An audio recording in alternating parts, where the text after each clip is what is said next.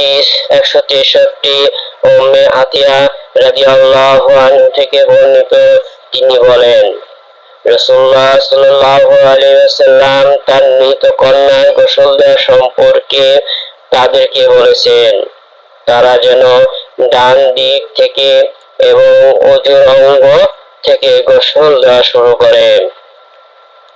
হাদিস 164 আয়েশা রাদিয়াল্লাহু আনহা থেকে বর্ণিত, তিনি বলেন, নবী সাল্লাল্লাহু আলাইহি ওয়াসাল্লাম জুতা পরা, চুল আঁচড়ানো, পবিত্রতা অর্জন করা, ওযু গোসল এবং এ ধরনের প্রত্যেক কাজ ডান দিক থেকে শুরু করা পছন্দ করতেন।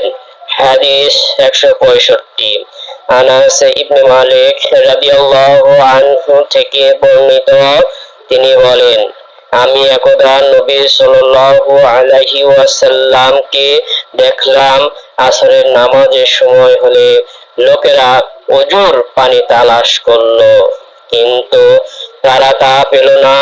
তারপর রাসূলুল্লাহ সাল্লাল্লাহু আলাইহি ওয়াসাল্লাম এর নিকট এক পাত্র ওযুর পানি নিয়ে আসা হলো।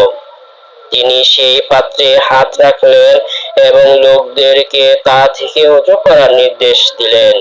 আনাস রাদিয়াল্লাহু আনহু বললেন, আমি দেখলাম তার আঙ্গুলের নিচ থেকে পানি উপচে পড়ছে, এমনকি তারা সকলেই তা থেকে ওযু করল।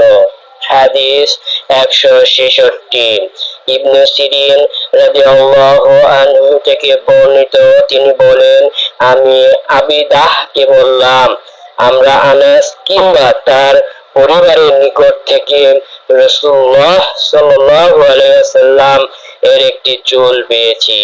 এ কথা শুনে আবিদাহ বললেন, আমি রাসূলুল্লাহ সাল্লাল্লাহু আলাইহি ওয়াসাল্লামের একটি চুল পেলে সমস্ত দুনিয়া ও তার ধন দৌলত অপেক্ষা অধিক প্রিয় মনে করতাম।